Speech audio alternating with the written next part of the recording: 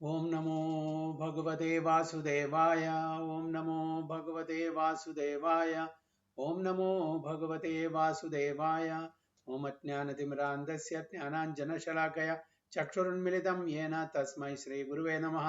श्रीचैतन्यमनोभीष्टं स्थापितं येन भूतले स्वयं रूपकदा मह्यं ददान्ति सुपदान्तिकं वन्देऽहं श्रीगुरुं श्रीयुतपदकमलं श्रीगुरुं वैष्णवांश्च श्रीरूपं साग्रजातं सगणरघुनाथान्वितं तं सजीवं साद्वैदं सावधूतं परिजनसहितं कृष्णचैतन्यदेवं श्रीराधाकृष्णपादान् सागणललिता श्रीविशाखान्वितंश्च हे कृष्णा करुणा सिन्धो दीनबन्धो जगत्पते गोपेश गोपिका कान्ता राधा कान्ता नमोऽस्तुते तप्त काञ्चन गौराङ्गी राधे वृन्दावनेश्वरी वृषभानुसुते देवी प्रणमामि हरिप्रिये वाञ्छाकल्पतरुभ्यश्च कृपा सिन्धुभ्येव च पतितानां पावनेभ्यो वैष्णवेभ्यो नमो नमः।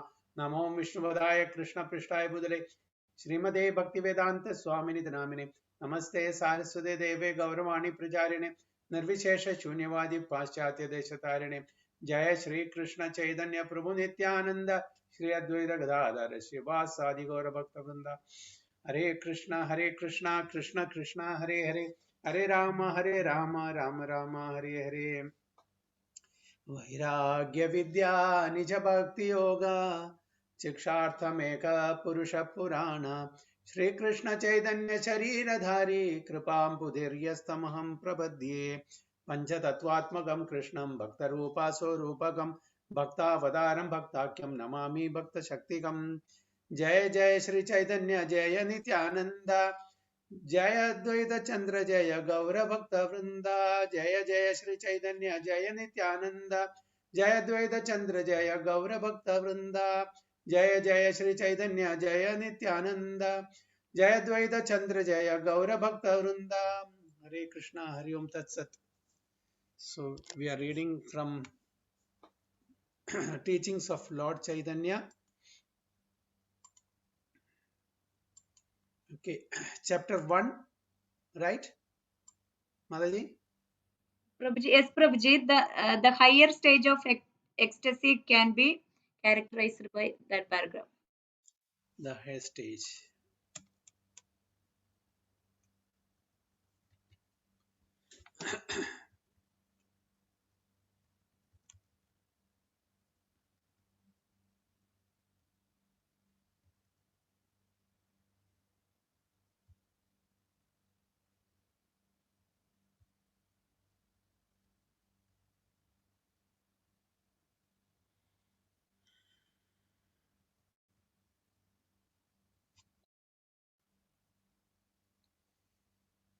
Okay, so we are continuing from the first chapter. The highest stage of ecstasy is characterized by the following 13 transcendental activities: dancing, rolling on the floor, singing, clapping, stretching the body, thundering, yawning, breathing heavily, forgetting social conventions, drooling, laughing, shaking the head, and hiccuping. Mm. All these symptoms are not awakened simultaneously. They appear according to the exchange of transcendental mellows. Sometimes one symptom is prominent and another time another is prominent. There are 5 transcendental rasas or mellows. The initial stage is called Shantarati, wherein one who is liberated from material contamination appreciates the greatness of the Supreme Personality of Godhead. One who attains this stage does not exactly engage in the transcend loving service of the Lord, for this is the neutral stage. So we know all these things. There are 5 different mellows or rasas with which we can relate to the Supreme Personality of Godhead. So the lowest is the Shanta, you know, that is neutral stage. The second stage is called Dasyarati. A person appreciates his position as being everlastingly subordinate to Supreme Lord, and he understands that he is eternally dependent on the causeless mercy of the Supreme Person. At that time, there is an awakening of natural affection, such as is felt by a son who grows up and begins to appreciate his father's benediction. At this stage, the living entity wants to serve the Supreme Lord instead of serving Maya illusion. So let us See, can you give some examples for Shantarasa, having developed Shantarasa with the Supreme Personality of Godhead? Some examples, some personalities.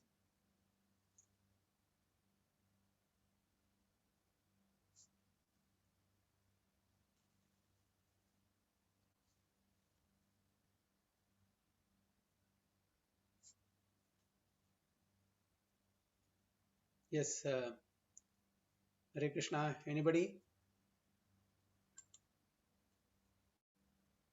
Can you give some examples?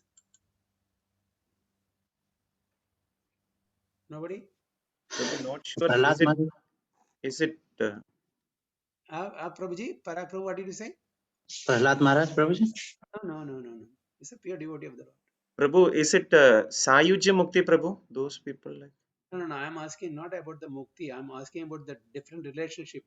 Shantarasa is exhibited by whom? So what is Shantarasa in brief? Okay, let us ask that. Prabhuji, Yeah. actually, Balramji is exhibiting all the five rasas, but in Shantarasa he is expanding as paraphernalias, Krishna's garland, and the Vrindavan Dham, Golok Vrindavan, and everything is, even his necklaces, his ornaments, his peacock feather, his flute, all the paraphernalias. Yes. Very good. See, in Shantarasa, there's no action. No act. It's not active. It is passive. Okay. Shantarasa, you can that because especially, for example, the impersonalists, in a way, they are in the Shantarasa with the Supreme Person because they don't believe in active service to Supreme Lord. So, can you give some example who were in Shantarasa and later became devotees?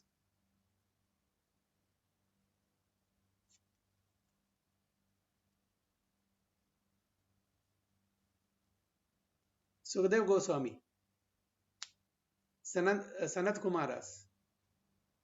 So they never, thought that the Lord had form. Lord has form, not had. Lord has form. Okay, so their conception was Lord is just vague and sub abstract light, Shakti is, but the moment Sanat Kumara entered the Vaikunta, that gate, that seventh gate, after smelling the fragrance of the tulasi leaves from the lotus feet of Supreme Personality of Godhead that went into the nostrils of Sanat Kumaras, immediately, a desire to worship the Supreme Lord in his original form developed. So they were all having this, a relationship of Shantarasa.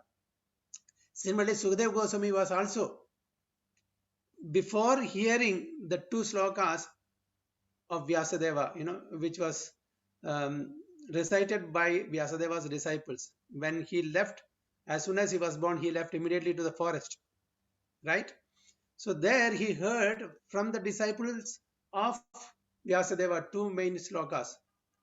That what is that? Which are those? One is about the Putanas, this thing, Barha Pedam. Barha Pedam, yeah.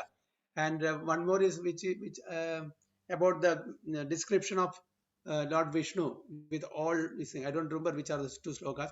Anyway, one is Barha Pedam, other one I don't remember the sloka. Anyway, it's all description of the beautiful form of the Supreme Personality of Godhead. Okay, when he heard that, then he understood that Lord is not, abstract light or something. He immediately came back and he asked, who has done this? Who has explained this? And he said, your own father. He came back to Vyasadeva.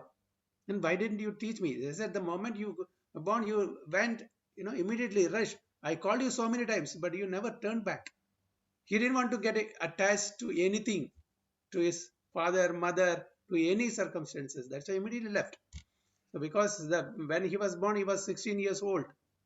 Okay, 16 years he was in the womb of his mother. So he was a fully grown boy, in the same pursuit he left.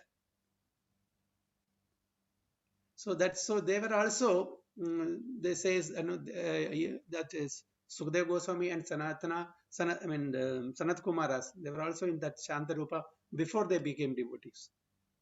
Okay, and as Prabhuji rightly said, all that have a relationship in neutrality, look, Dham, the paraphernalia of the Supreme Personality of Godhead, everything is, exhibiting a Shanta Rasa only in relation with the Supreme Personality of Godhead. So this is that neutral. This is passive. The relationship is passive, not active. So in the second stage, Dasya, and who can be categorized Dasya? We all know that, but still to revise. Hanuman Prabhu. Yes, Hanuman. Yes, Hanuman. Okay. And the third stage in the development of transcendental love is called Sakhyarati. In this stage, one associates with the Supreme as a friend on an equal level with love and respect. At this stage is further developed, there is joking and such relaxed exchanges as laughing. On this level, there are fraternal exchanges with the personality of Godhead, and one is free from all bondage. One forgets his inferior position as a living entity, but at the same time, he has the greatest respect for the Supreme Person. So, who are the examples for Sakhya? Arjun. Yeah. Hare Krishna Prabhuji. Arjun. Yeah, Arjun and all the Vrindavan Sakhas. Okay, all the Vrindavan Sakhas. All in the Prabhuji, is same. it that Retraga, Patraga, like that? Yeah. One name. Yeah, all the Sakhas only. Madhubangal, Madhubangal. Sudama, all the Sakhas only. They're all Sakhas. They will never accept, Krishna to be the Supreme. Okay. All the Vrindavan Vasis, not only the Sakhas, all the Vrindavan Vasis will never accept Krishna to be the Supreme. They have that particular relationship with him. For some, he is friend. For some, he is, what you call son. For some, conjugal lover. For some, master. Different. But they will never accept him to be the Supreme Person. And this is their exclusive relationship. They don't want to compromise in that relationship. For gopis, he is the beloved. Lover. Okay, and for the sakhas, the friend.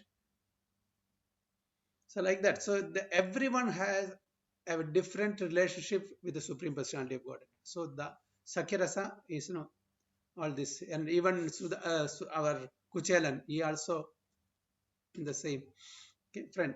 But later, he knew who he was. So in the fourth stage called Vatsalyarati, the fraternal affection of the preceding stage develops into parental affection.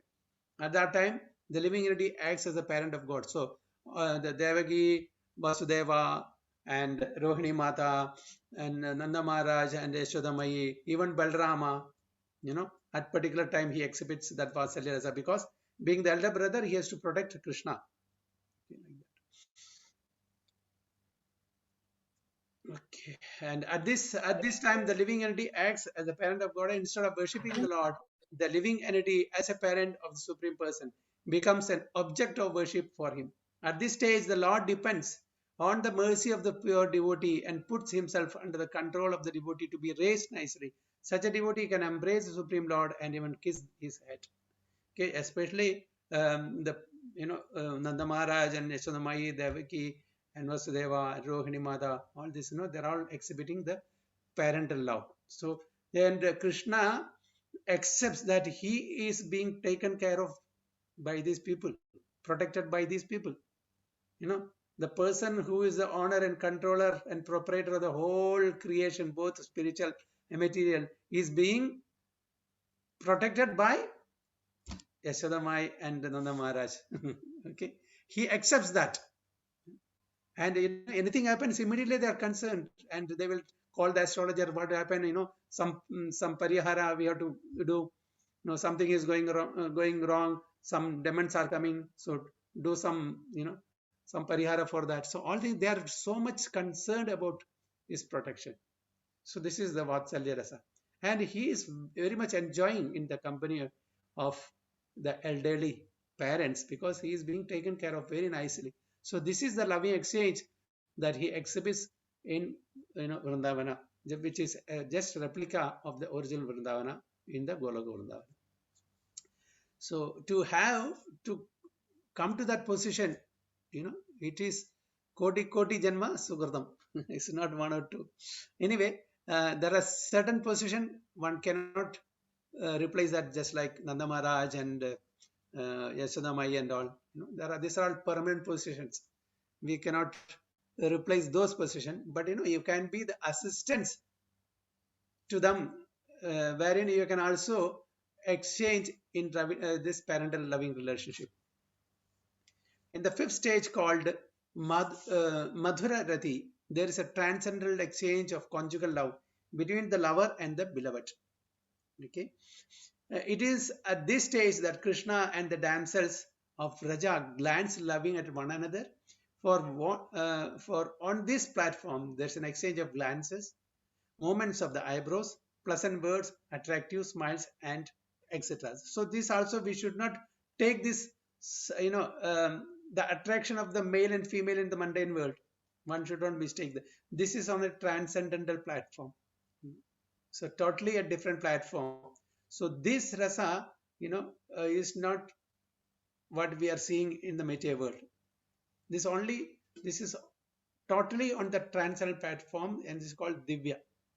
So one should not mistake, the relationship between Lord Krishna and the gopis are just like the relationship of some boys and girls in the material world.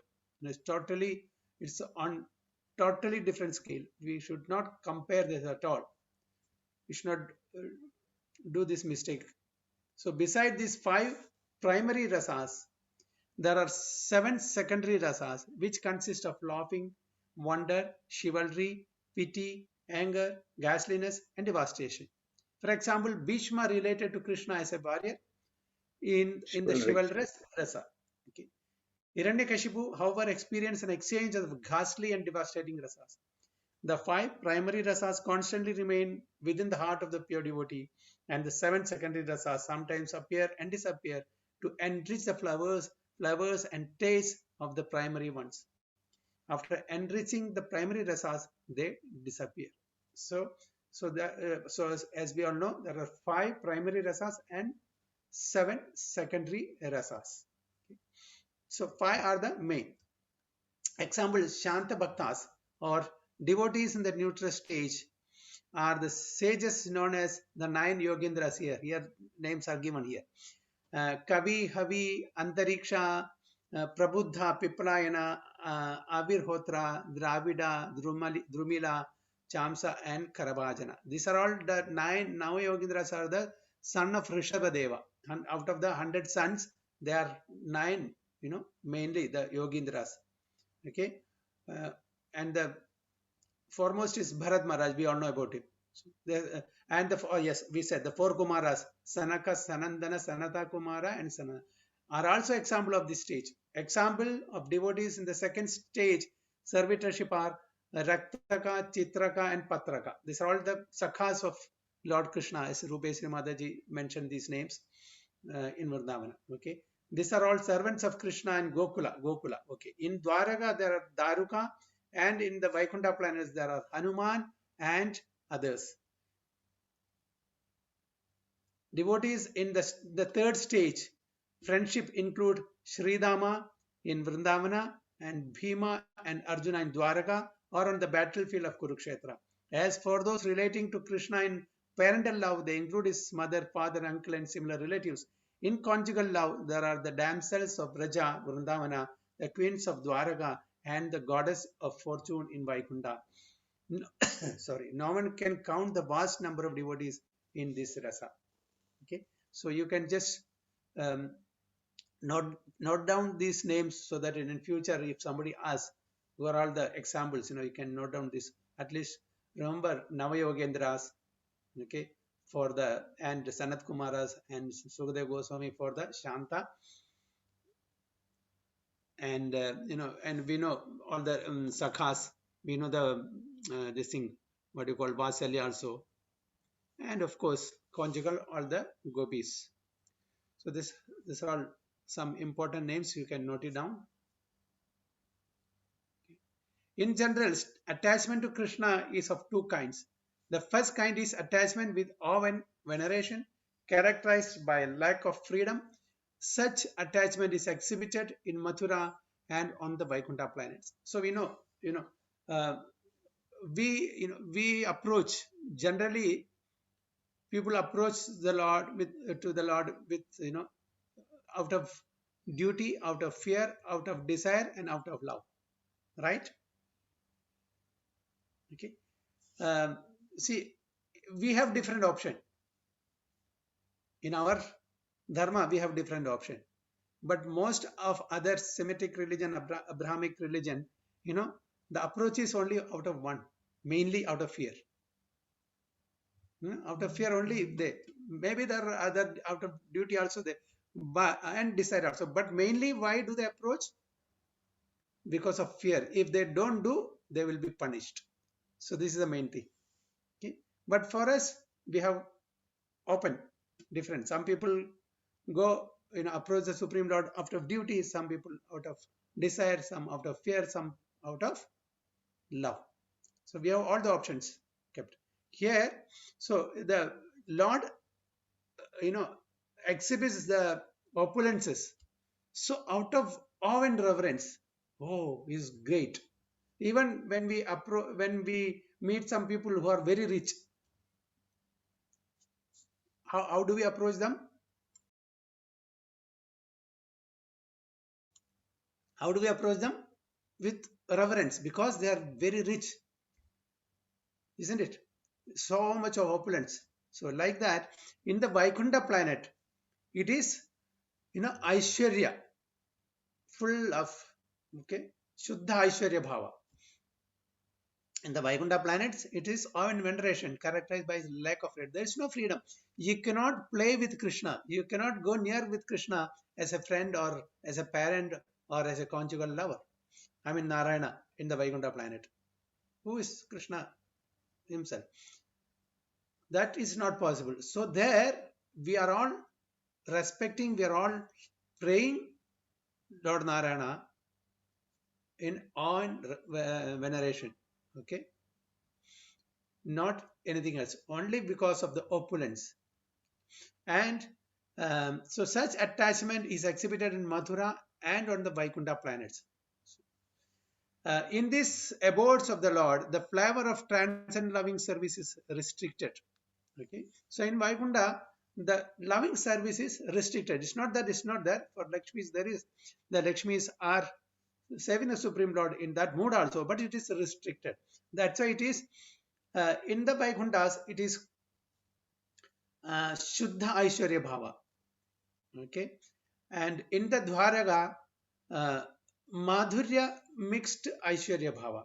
In Mathura, it is Aishwarya mixed Madhurya Bhava, and in Vrindavan, it is Shuddha.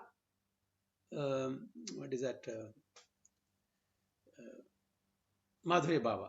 Okay, so Shuddha Aishwarya Bhava, Madhurya mixed Aishwarya Bhava, Aishwarya mixed Madhurya Bhava, and Shuddha Madhurya Bhava. This is from Vaikuntha, Dwaraka, Mathura, and Vrindavana. This is how it is.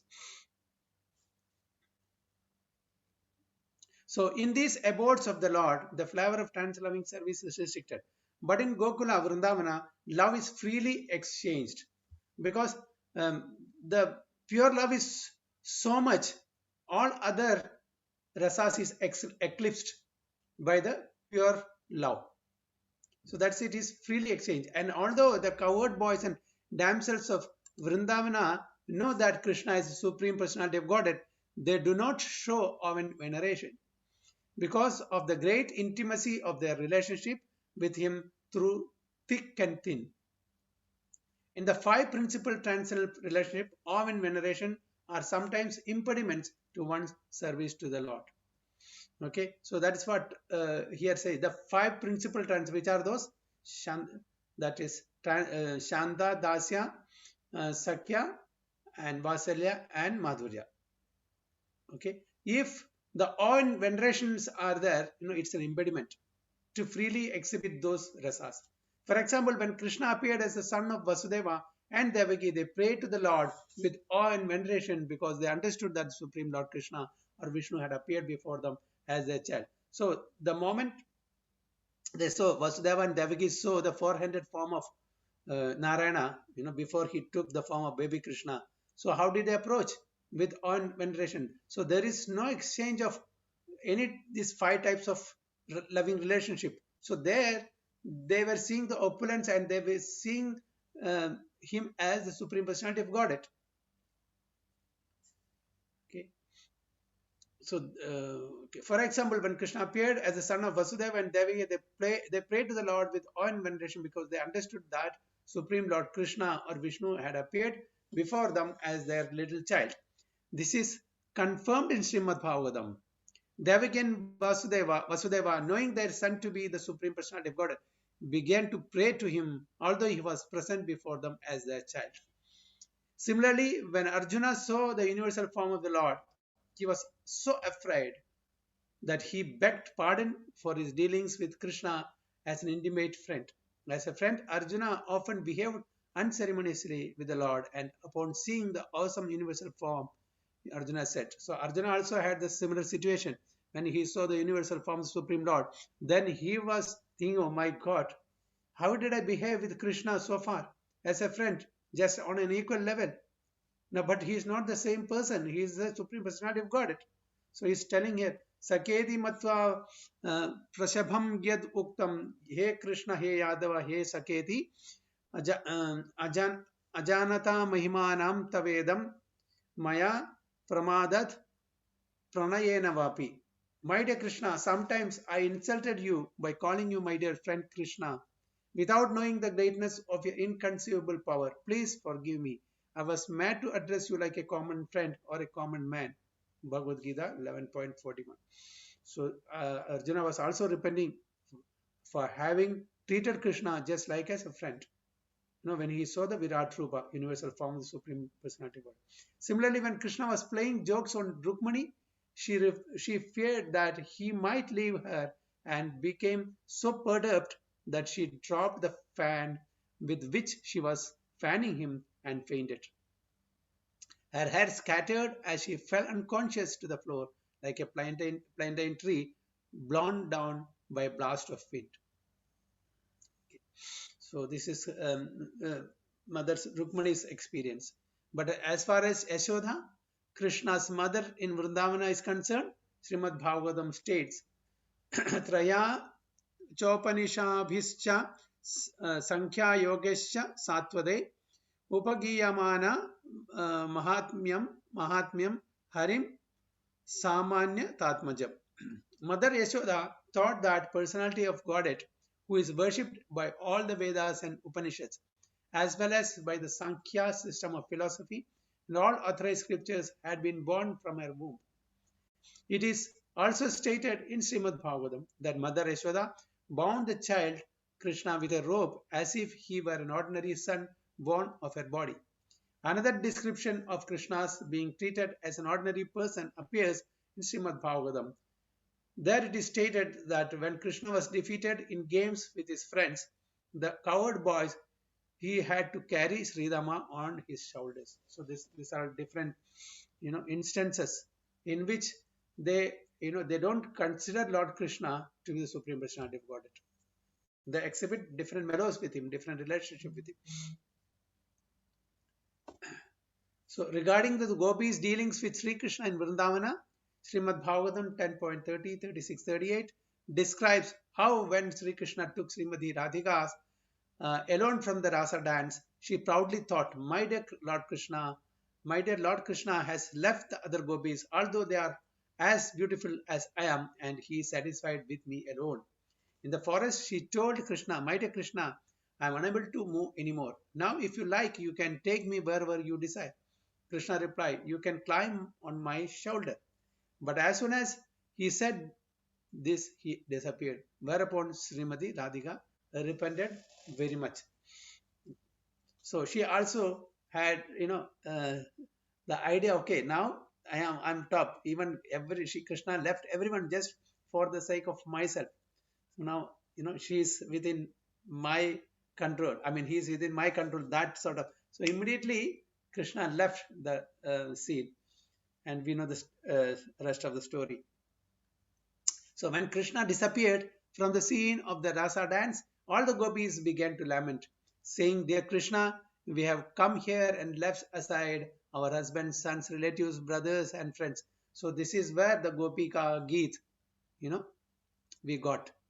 All the gopis started lamenting for Krishna's disappearing from the scene. So Gopika Geet is from here. Neglecting their advice, we have come to you, and you know very well the reason for our coming here. You know that we have come because we have captivated by the sweet sound of your flute. But you are so cunning that in the dead of night you have left girls and women like us. This is not very good for you. They are all complaining, for he has left in the dead of night, leaving all these girls alone. It's not good for you. That's what their complaint is. The word sama means controlling the mind and keeping it from being diverted in various ways while fixing it on the Supreme Personality of Godhead. In other words, one whose mind is fixed on the Supreme Lord is situated on the sama platform.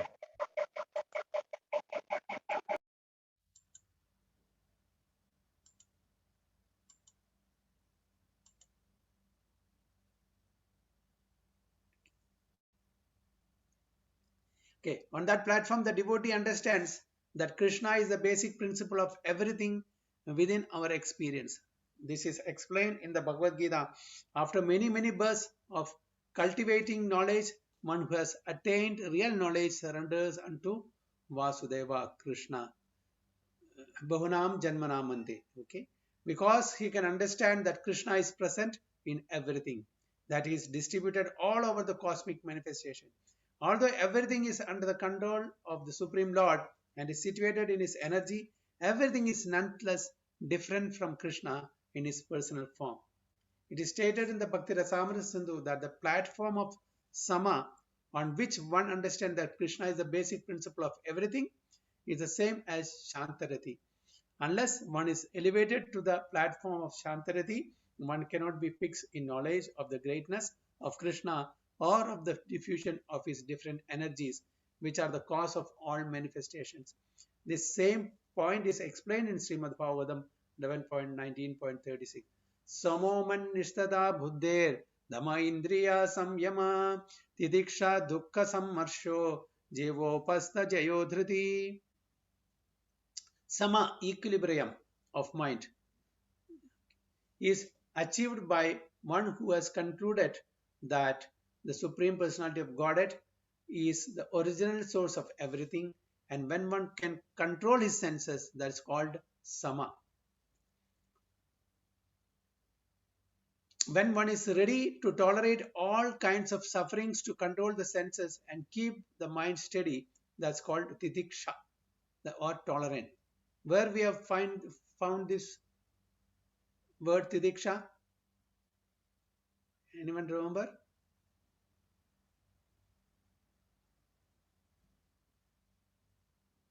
Tam Titikshasva Bharata. Yes. Where is it? What is that slogan? Tam Titikshasva Bharata. Matra sparshastu kaunteya. Matra Sparshastu Kaunteya. Okay. So we should tolerate. Okay. All the dualities. That's what. So this is the Titiksha or tolerance. And when one can control the urges of the tongue and genitals, that's called Dhriti. One who has attained Dhriti is a Dhira. Okay. Who has control of all the urges, all the 6 urges which Rupa Goswami has given in that. What is that? Vacho Vegam, Manasa Krodha Vegam, Jihva Vegam, Udaro Prastha Vegam, Edan Veganyo Vishaheda Derat, Sarvam Apimam Pritim Chasishyat. So these are the 6 urges, that is 3 subtle, 3 gross urges. One who can control these 6 urges, they are called Dhira, a pacified person, sober person. Pacified person is never disturbed by the urges of the tongue and genital. It is said that the tongue is the most audacious sense. If we can control the tongue, all other senses can be controlled. Okay. Use the tongue for chanting the holy name of the Lord, not for gossiping, not for chit-chatting, but chanting. Not for chatting, but chanting. Not for gossiping, but chanting. Use it to honor the prasadam, not to eat anything, everything. Then other senses will be automatically taken care of. So the tongue, the two business tongue has to vibrate always, for no reason. We want to speak something or the other. Vibration. So use that for chanting. Then that is properly utilized. And at the same time, we should use it for honoring prasadam instead of eating anything and everything. Then all other senses can be controlled. So one who can fix his mind on Krishna without deviation attain Shanta Rasa. See, one who can fix his mind on Krishna without deviation attain Shanta Rasa, the steadfast position in Krishna consciousness. One in Shanta Rasa exhibits two main qualities: unflinching faith in Krishna and the cessation of all material desires. These specific characteristics of Shantarasa, unflinching faith in Krishna and cessation of all desires not connected with Krishna, are common to all other rasas as well. Just as sound is present not only in sky where it is produced, but also in all other elements, air, fire, water and earth. So these two characteristics of Shantarasa are also present in Dasya Rasa, servitorship, Sakhya Rasa, fraternity, Vatsalya Rasa, parental affection, and Madhurya Rasa, conjugal love. So the Madhurya Rasa, the conjugal love, has all other rasas. As it progresses higher from Shanta to the Madhurya Rasa. So just like the earth has all other elements, similarly the Madhurya Rasa has all other preceding rasas. It's a culmination of all. It's not that Madhurya has only Madhurya. No, Madhurya has all other rasas. Sakhya doesn't have that, but in little this thing, but Sakhya has the preceding two rasas. Vatsalya has the Sakhya rasa also, Dasya rasa also, Shanta rasa also, like that. So when we speak of desires not connected to Krishna or non-Krishna, this does not mean that anything exists without Krishna. Actually, there cannot be anything non-Krishna because everything is a product of the energy of Krishna. So here, from the earlier paragraph, if you have any doubt, is clarified here. In the Shantarasa, it is mentioned that, to have that faith in Krishna. So why Krishna, Prabhupada has mentioned here, Rupa Goswami has mentioned here, because there's nothing without Krishna. Okay, not in the form of a Supreme Personality of Godhead, but by his energies. Okay, so they may not accept the form of the Supreme Personality of Godhead as Krishna, but the energies definitely they have to accept. So that's why when we speak of desires not connected to Krishna or non-Krishna, this does not mean that anything exists without Krishna. Actually, there cannot be anything non-Krishna because everything is a product of the energy of Krishna. Since Krishna and his energies are identical, everything is Krishna indirectly. So we cannot separate Krishna from his energies, nor energy from Krishna. So it is all, interrelated. For example, consciousness is common to every living entity, but when consciousness is centered solely on Krishna, Krishna consciousness is pure, and when consciousness is centered on something other than Krishna, or when it is directed to sense gratification, it may be called non-Krishna consciousness. Thus, it is the polluted state of the conception of non-Krishna comes. In the pure state, however, there is nothing but Krishna consciousness. So in the pure stage, everything is Krishna consciousness only. Only when we divert our attention, from Krishna, then we are in non-Krishna consciousness. That is, or in other words, material consciousness. So it's just a matter of shifting from material consciousness to Krishna consciousness. Everything, Sarvam Kalvidam Brahman, everything is Krishna's only, either directly or indirectly. Either directly Krishna is present, as Bhagwan, or as Paramatma, or as his Shakti, energy. So in any of the three aspects, Krishna is there throughout the entire creation, both spiritual and material. Okay. Either Krishna is present as a Bhagwan, or Krishna is present as Paramatma, or Krishna is present as his energy. So how can we separate anything from Krishna? We cannot. It is not possible. So when we understand that and live, then we are in Krishna consciousness. When we forget and we disregard this fact, we are in material consciousness. So active interest in Krishna, the understanding that Krishna is mine and that I am Krishna's, and that my business is therefore to satisfy the senses of Krishna, is typical of a higher stage than the neutrality of Shantarasa. Okay. Simply by understanding the greatness of Krishna, one achieves the status of Shantarasa. So simply by understanding the greatness of Krishna, one achieves the status of Shantarasa, in which the worshipable object may be the impersonal Brahman or Paramatma worship. Okay, so this is it clear? Prabhupada has very nicely put it. Okay, simply by understanding the greatness of Krishna, one achieves the status of Shantarasa, in which the worshipable object may be the impersonal Brahman or Paramatma. So there, they don't accept the Krishna as a Bhagwan. Okay, so the Krishna whom they refer, the impersonal they refer, is either Brahman, effulgence, or Paramatma, the maximum, the yogis, for example, or the jnanis. Worship of the impersonal Brahman and the Paramatma is conducted by those engaged in empirical philosophical speculation and mystic yoga. So these are the two categories of people who worship him in that two aspects, impersonal Brahman and yoga. That is the mystic yogis and the empirical philosophical speculators, that is the jnana yogis.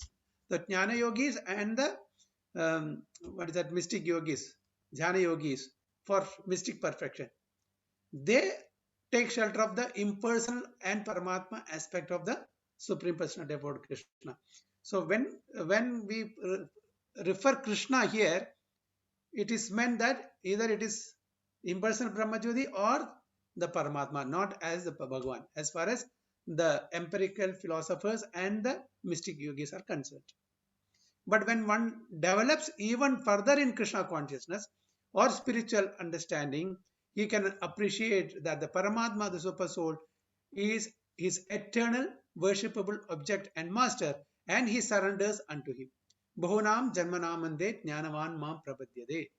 Bhagavad Gita 7.19. After many births of worshipping Brahman and Paramatma, when one surrenders unto Vasudeva, because Vasudeva is a person, that Bhagavan there, as a supreme master, and accepts himself as the eternal servant of Vasudeva, he becomes a great transcendently realized soul. At that time, due to his intimate relationship with the Supreme Absolute Truth, the devotee begins to render some sort of transcendental loving service to Supreme Personality of Godhead. Thus, the neutral relationship known as Shantarasa is transformed to Dasya Rasa. So, as long as they are on the platform of mental speculation, or they are in the level of jnanis and dhyana yogis, there is no service there. There is no service at all. Service starts only from Dasya. Okay, so in the Shantarasa, there is no service. So from Shantarasa, one develops the taste for service, then he comes to the stage of Dasya Rasa. Okay, so any comments or anybody wants to share? Because I'm going to stop here. Mataji, Hare please. Krishna, Prabhuji. Hare Krishna. Prabhuji, Krishna Chaitanya प्रभु नित्यानंद श्री अद्वैत गदाधर शिव सादि गौर भक्त Vinda. Hare Krishna Krishna Krishna Hare Hare Hare Ram Ram Hare Hare.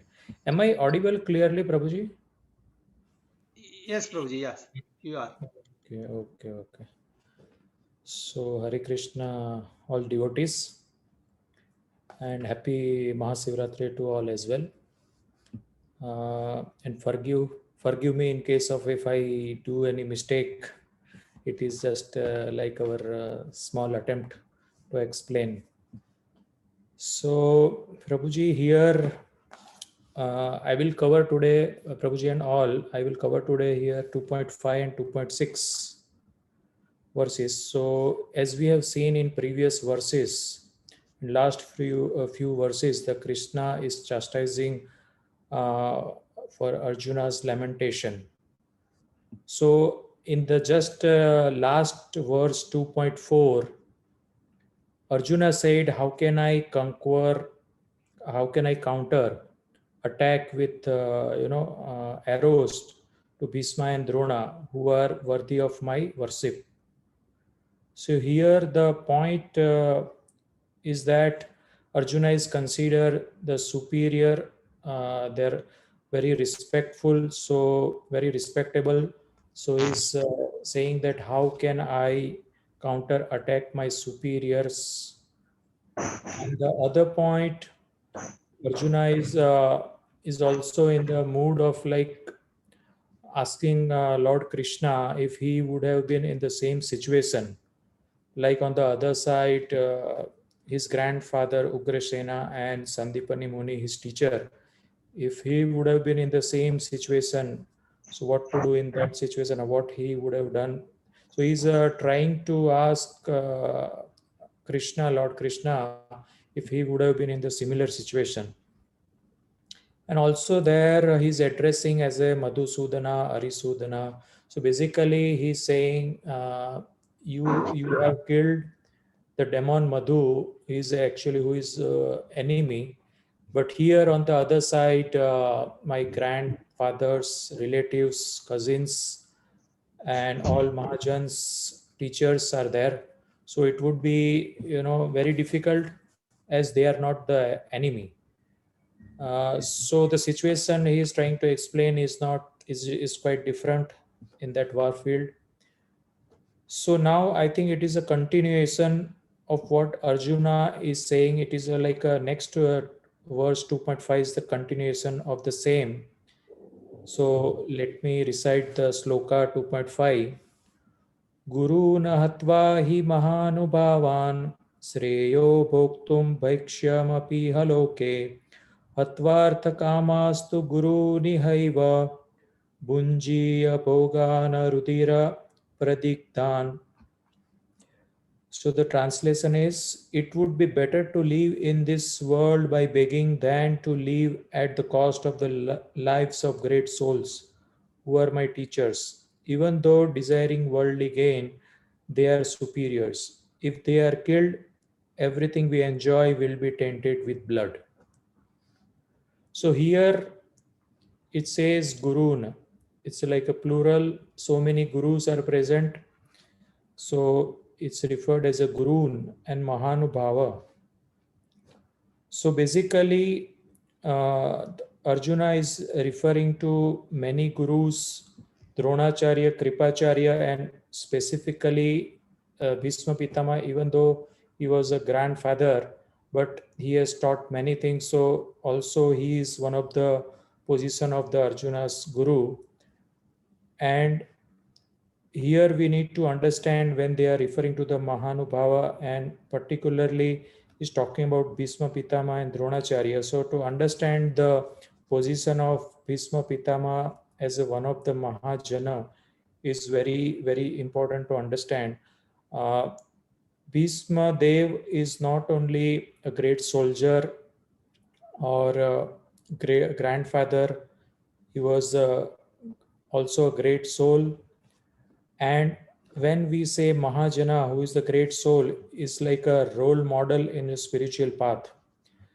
So the position of Bhishma Deva it is very high in the scriptures, and he is referred as one of the Mahajana. So when we refer to the Srimad Bhagavatam, there are reference of the 12 Mahajanas, which we can consider as a role model. So who are they? So Lord Brahma, Narad Muni, Lord Shiva, 4 Kumaras, Lord Kapila, Manu, Prahlad, Janaka, Bhishma Pitama, Bali Maharaj, Sukdev Goswami, and Yamraj. So Bhishma Pitama, Bhishma Deva is referred as one of the Mahajana. So here one can say, if he is the Mahajana or role model, so how come he has fought on the side of the Kaurava, which is we understand is the Adharma side? So it is important. It is important to understand that everything was played with the desire of Lord Krishna. And also, if we look at the role of Arjuna, he was the greatest devotee, one of the great devotee of Lord, and he was accompanying there in the role of his friend. And in this material form, Arjuna was not remembering his past births, past janmas, and he forget even spiritual knowledge. So it's a kind of one of the role. And the same way, Lord Krishna is desiring Bhishma Dev to play a certain role, and that's how he is fighting on the other side. And if we are particularly like so, mainly Lord Krishna chooses their devotees' role, how and where to play. It is Lord Krishna's wish. So, if we are referring to the context of the Mahabharata, then basically there are different levels. Sorry. So if we are talking about the lower Karma Kanda level, then there are certain reasons why Bhishma Pitama has fought on the Kaurava side. The first thing is like Bhishma Dev has taken a vow to protect the king who is at the throne of the Hastinapur. So because of his vow, he is fighting from the side of Kauravas. If we see the second thought or a second reason, he has he ate the grain and salt of Kauravas, so that is the also reason he has to he is fighting from the Kaurava side. So this is at the Karma Kanda level. If we are now talking about little higher level or spiritual level, so ultimate wish, either Bhishma or Bhishma is playing a role, but it is a Lord Krishna's wish to give a message or to demonstrate that principle that whoever is going the against the will of the Lord, even if he is the level of Bhishma Dev, Bhishma Pitama, it would be not, he will not be spared. So basically, here it is referred that Bhishma Pitama, like it did not protected the dharma, and during the Draupadi Chir Haran, which has happened, and Bhishma Pitama could have stopped that or objected. So that is also a reason, and it is at a higher level that Krishna wanted to set or demonstrate this message to all. Another reason we can say that it was the Krishna's wish to gather all the adharmic kings at one place, one war field or Kurukshetra, so all can be killed in one war itself within that 18 days Kurukshetra war. So that is also one of the reason to kill the adharmic kings at one place in one war. And if here we are just going through the Prabhupada's purport, at the beginning it is referring when a guru can be rejected. It is just answering that according to scriptural codes, a teacher who engages in an abominable action and has lost his senses of discrimination is fit to be abandoned. So Dronacharya and Bhishma Pitama remained silent during the Draupadi Chir Haran. So it is like they have the Adharma side. So Adharma was happening in front of them, and still they remain silent. They did not protect it. They did not stop. So that is the reason they contaminated themselves, and that is what this is referring to. But Arjuna is still considering them Mahanubhava. So further, if we continue, it is referring that why Bhishma and Drona fought from the Kaurava side. Bhishma and Drona were obliged to take the side of Dronacharya because of his financial assistance, although they should not have accepted such a position simply on financial consideration.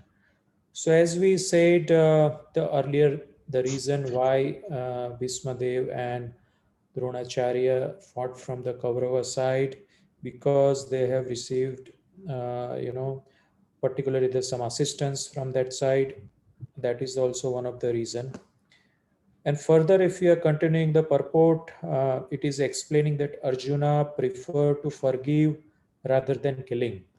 So what Prabhupada is saying here, under the circumstances, they have lost the respectability of teachers. But Arjuna thinks that nevertheless they remain his superiors. And therefore, to enjoy material profits after killing them would mean to enjoy spoils tainted with blood.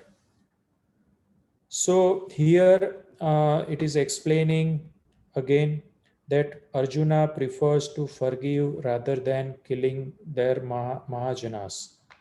So this is explaining the 2.5, and I will continue further to Bhagavad Gita 2.6 sloka.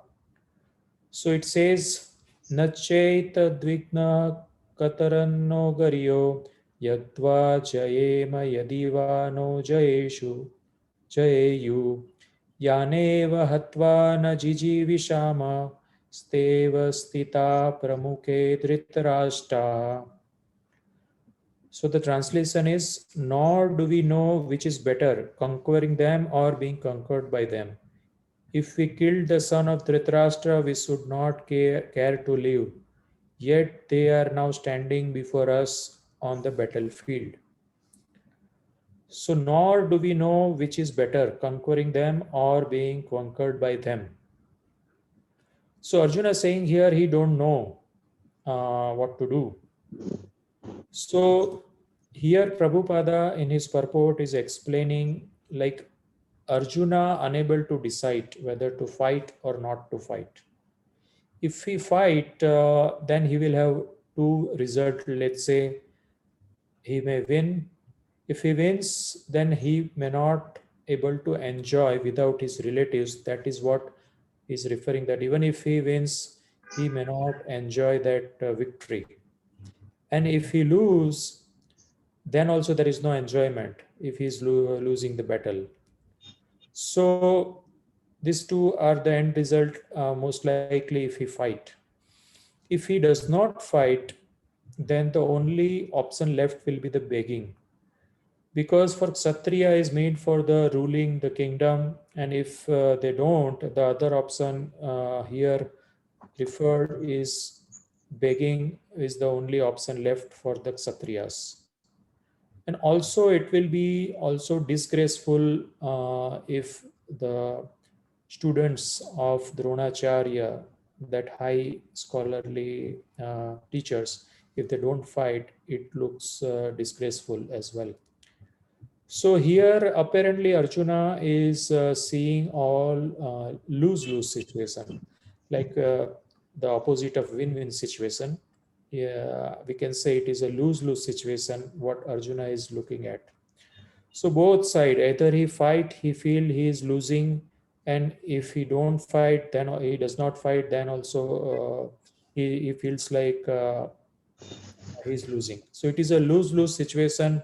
That what Arjuna is saying in front of him. Now, so here is the confusion he has, and this indicates that Arjuna says, I don't know what to do. That means he's confused at this stage and he's asking. So this question is the beginning of the intelligence. So he is now looking the answer for these questions, and he's surrendering to Lord Krishna to seek his guidance, what to do in this situation. So it is the beginning of intelligence. and he is turning to Lord Krishna for seeking his guidance and instruction. So as we all know, the next verse is one of the most important, which will be covered by Mataji. So it is a turning point in the entire Bhagavad Gita and one of the most important verse. So here also we can see that there is a lesson learned.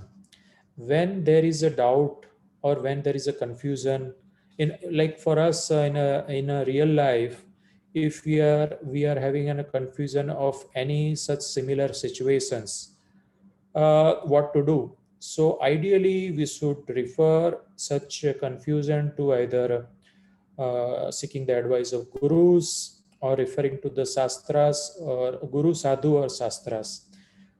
Here in front of the Arjuna, Lord, the Supreme Personality, Godhead, Lord Krishna was there. But for us, as a lesson learned, if we are in the situation of confusion, we should refer to Guru, Sadhus, or Shastras. So that is the message here. So what Prabhupada is saying here, Arjuna did not know whether he should fight and risk unnecessary violence, although fighting is the duty of the Kshatriya, or whether he should refrain and live by begging. That what just we explained. If we are continuing this further, Prabhupada purport is explaining that what are the Arjuna's options as we discussed.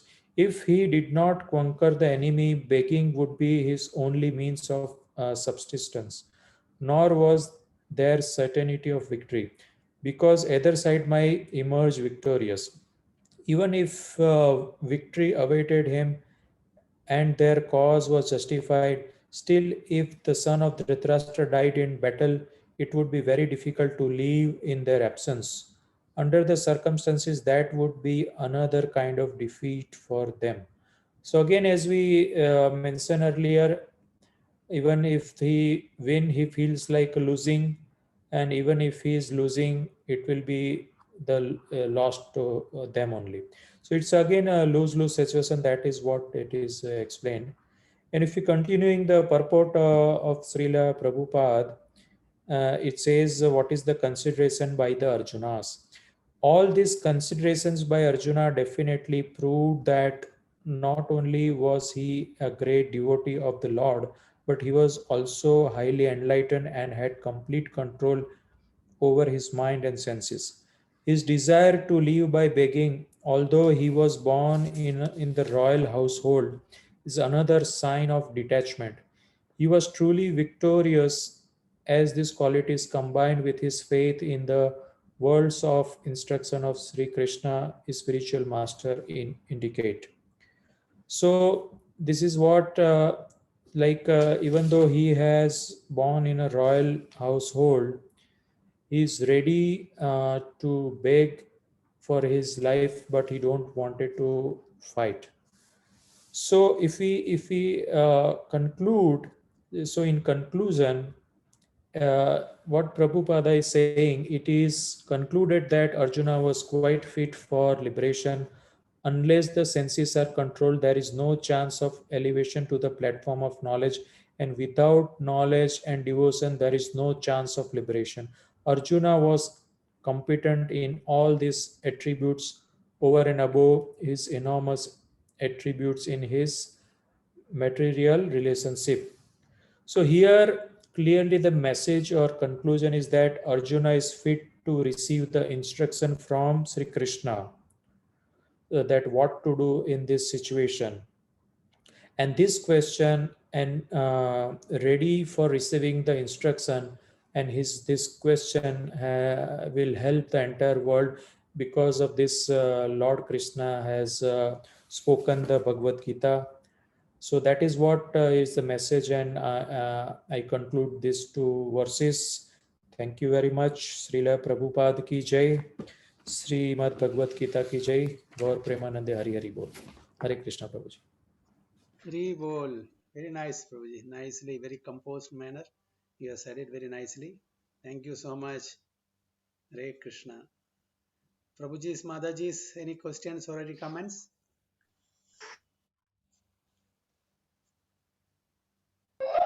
No question, Prabhuji, but very nice explanation. Yes. Haribol Prabhu, wonderfully presented. Very हो तो इसमें अर्जुन को वैसे कोई संदेह नहीं रखना चाहिए, फिर भी संदेह का कारण इसलिए है कि कुटुंब का नाश होगा, उनके प्रियजनों का नाश हो जाएगा, तो इस पृथ्वी पर वो राज्य करके क्या करेंगे। फिर भी उनके मन में संदेह है और भगवान कृष्ण के पास जाते हैं वो, और एक तरफ देखते हैं कि अगर वो युद्ध नहीं करेंगे तो क्षत्रिय धर्म का नाश होता है, और अगर युद्ध करते हैं तो उनके प्रियजनों का नाश होता है। यही उनके मन में संदेह है और वो धर्म संकट में पड़ गए हैं, और उनकी बुद्धि इस समय काम नहीं कर रही है कि मुझे क्या करना चाहिए और क्या नहीं करना चाहिए, क्या मेरा धर्म मतलब मेरा क्या धर्म है इस समय। तो इसी धर्म सम्मत चीज क्या है मेरे लिए, क्या उचित है, इसका निर्णय करने के लिए वो कृष्ण भगवान से पूछते हैं। अब हम अगर देखें तो यश्रेयस्या निश्चितम ब्रूहि तन्मे, इस अध्याय के दूसरे श्लोक में भी भगवान उनको बोलते हैं कि तुम युद्ध से पीछे क्यों हट रहे हो, ये अनार्य जुष्ट है। अर्थात श्रेष्ठ पुरुष को ऐसा आचरण नहीं करते हैं, वो तो अपना कल्याण जिसमें हो वो ही आचरण करते हैं। तो ये बात सुनकर अर्जुन के मन में आया कि मुझे वही कार्य करना चाहिए जो मेरे लिए श्रेयस्कर है, और उनके मन में कल्याण की भावना जागृत होती है। इसी बात को लेकर वो भगवान कृष्ण से अपने कल्याण की बात पूछते हैं, और पूछते हैं कि जिससे मेरा कल्याण हो प्लीज आप उसको बताएं। यहाँ पर अगर हम देखें तो श्रेय श्रेष्ठतम ज्ञान जो कल्याणकारी हो, यहाँ लॉर्ड कृष्ण ने अर्जुन को श्रेष्ठतम ज्ञान दिया है। और अगर हम इससे आगे जब चलेंगे भागवत गीता में हर चैप्टर में, तो एक के बाद एक उनको श्रेष्ठ से श्रेष्ठतम ही ज्ञान दिया गया है, और ये भगवान कृष्ण अर्जुन के माध्यम से हम सबको दे रहे हैं कि हमको क्या करना चाहिए, और वो ही हमारे लिए कल्याणकारी होगा। शिष्यस्ते अहम, यहाँ पर भगवान यहाँ पर अर्जुन ने अपने आप को उनका शिष्य स्वीकार किया है, और यहाँ पर शब्द आया है शिष्यस्ते अहम, कि मैं आपका शिष्य हूँ। इससे पहले वो उनके सारथी थे, वो उनसे मित्रवत व्यवहार करते थे। युद्ध भूमि में भी उनको बोलते हैं कि प्लीज आप रथ को लेकर दोनों सेनाओं के बीच में चलो, तो उस टाइम उनको एक सारथी की तरह से उन्होंने बोला। यहाँ पर उन्होंने मित्रस्ते अहम शब्द का प्रयोग नहीं किया है कि मैं आप मेरे मित्र हो, उन्होंने एक गुरु की तरह उनका शिष्य होना स्वीकार किया है और बोला है कि शिष्यस्ते अहम शादी माम त्वाम प्रपन्नम, मैं आपका शरणागत हूँ। और यहाँ पर उन्होंने पूरी तरह से कृष्ण के प्रति अपने आप को समर्पित कर दिया है, उनके शरणागत हो गए हैं। यहाँ पर अगर हम देखें तो एक तरह से गुरु शिष्य परंपरा को भी दिखाया है। जैसे त्रेता युग में भगवान राम गुरु वशिष्ठ को अपना गुरु मानते थे, भगवान कृष्ण ने संदीपनी को अपना गुरु माना है, तो हम कह सकते हैं कि गुरु परंपरा का निर्वाह किया गया है। और अर्जुन के सामने तो परम पिता परमेश्वर साक्षात भगवान कृष्ण हैं, तो शायद उनसे बढ़कर गुरु तो कोई और हो ही नहीं सकता, और उनसे बढ़कर कोई शायद हमारे लिए कल्याण की बात बता ही नहीं सकता। इसीलिए अर्जुन अपनी जो कुंठित बुद्धि है उसका समाधान करने के लिए भगवान कृष्ण के पास जाके बोलते कि मैं अब अपनी कृपण दुर्बलता के कारण अपना कर्तव्य भूल गया हूँ और सारा धैर्य खो चुका हूँ। तो ऐसी अवस्था में अब आपसे पूछ रहा हूँ कि मेरे लिए जो श्रेयस्कर हो निश्चित रूप से बताएं। मैं आपका शिष्य हूँ, आपके शरणागत हूँ, कृपया मुझे उपदेश दें। यहाँ पर उन्होंने श्रेयस्कर बोला। श्रेयस्कर जब हम किसी को सलाह देते हैं तो दो तरह से देते हैं, एक श्रेयस और एक प्रियस। प्रियस वो होती है जो हमारी इंद्रियों को सुख देती है, बट श्रेयस जो होती है वो हमारे आत्मा के लिए हितकारी होती है, हमारी आत्मा को जो संतुष्ट करती है। तो वो भगवान से ऐसी सलाह पूछते हैं कि जो मेरे आत्मा को संतुष्ट करे। इसी के साथ अर्जुन ने भगवान कृष्ण को अपना गुरु स्वीकार किया है। जैसे हम कह सकते हैं कि जैसे एक बच्चा पूरी तरह अपनी माँ पर निर्भर रहता है, ऐसा परपोर्ट में भी बताया है कि अगर वो बीमार होता है तो औषधि बच्चे को नहीं, माँ को दी जाती है, तभी वो बच्चा ठीक हो पाएगा, क्योंकि वो पूरी तरह से माँ पर निर्भर होता है। तो अर्जुन ने सोचा है कि ये मेरे प्रामाणिक गुरु हैं, अगर मैं अपना पूरा दायित्व इनके ऊपर छोड़ देता हूँ, तो मुझे फिर चिंता करने की कोई ज़रूरत नहीं है, क्योंकि भगवान कृष्ण फिर मेरा दायित्व वहन करेंगे, वो ही मेरा ध्यान रखेंगे और मेरा कल्याण हो जाएगा। इसीलिए वो बोलते हैं कि मैं आपकी शरण में हूँ। अभी मैं नेक्स्ट श्लोक है, ना ही प्रपश्यामि ममापनुद्यात् यशोकम उच्छोषण इंद्रियाणाम अवाप्य भूमौ असपत्नम वृद्धम राज्यम सुराणामपि चाधिपत्यम। यहाँ अर्जुन कहते हैं कि जो इंद्रियों का सुख जो होता है वो विषय भोग से होता है और वो उसको दूर करने का साधन खोज रहे हैं। वो कहते हैं मुझे कोई ऐसा साधन नहीं दिखता है जो मेरी इंद्रियों को सुखाने वाला, इस शोक को दूर कर सके। स्वर्ग पर देवताओं के आधिपत्य की तरह इस धन्य धान्य संपन्न सारी पृथ्वी पर निष्कंटक राज्य प्राप्त करके भी मैं इस शोक को दूर नहीं कर सकूंगा। तो यहाँ अर्जुन इंद्रियों के सुख से जो उत्पन्न दुख है उसको दूर करने का प्रयास कर रहे हैं। वो कहते हैं कि स्वर्ग के ऐश्वर्य की तरह उस पृथ्वी का निष्कंटक राज भी प्राप्त हो जाए तो वो भी मेरे दुख को दूर नहीं कर पाएगा। वो कहते हैं कि सारे सुख, क्योंकि जो विषय भोग से उत्पन्न जो सुख होते हैं वो इंद्रियों को सुख दे सकते हैं, बट वो शाश्वत नहीं हो सकते। वो आज है तो कल वो खत्म हो जाएंगे, आज है वो कल छीन हो जाएंगे, लेकिन वो हमेशा नहीं रहते हैं। तो इसीलिए इस पृथ्वी पर जैसे स्वर्ग आदि में जो देवता राजपाट करते हैं, सुख भोगते हैं, बट जब उनका पुण्य क्षीण हो जाता है तो वो भी उनको नीचे पृथ्वी लोक पर या और नीचे लोक में जाना पड़ता है। तो इसीलिए ये जो मैं राज्य करूंगा इससे मुझे सुख प्राप्त नहीं होगा। तो इसीलिए वो भगवान के पास जाके वो सलाह मांगते हैं। तो और पिछले श्लोक में भी जैसे बताया था कि कल्याणकारी जो मेरे लिए हो वो आप बताएं। तो इस माध्यम से इस श्लोक में वो बोलते हैं कि उनको पता है कि अगर वो युद्ध करेंगे तो जीत जाएंगे, उनके प्रियजन को मार कर वो जीत जाएंगे पक्का, क्योंकि भगवान कृष्ण उनके साथ है। लेकिन जो उससे उनको सुख प्राप्त होगा वो शाश्वत नहीं है, और वो भी इतने ज्ञानवान है कि वो भौतिक स्तर पर रहते हुए आध्यात्मिक स्तर की बात करते हैं कि मुझे भक्ति योग के विषय में जानना है, जिससे जो मुझे सुख मिलेगा वो शाश्वत होगा, हमेशा रहेगा। तो मैं उस भक्ति योग के बारे में जानना चाहता हूँ, और वो हमारे लिए ये प्रश्न भगवान से कर रहे हैं।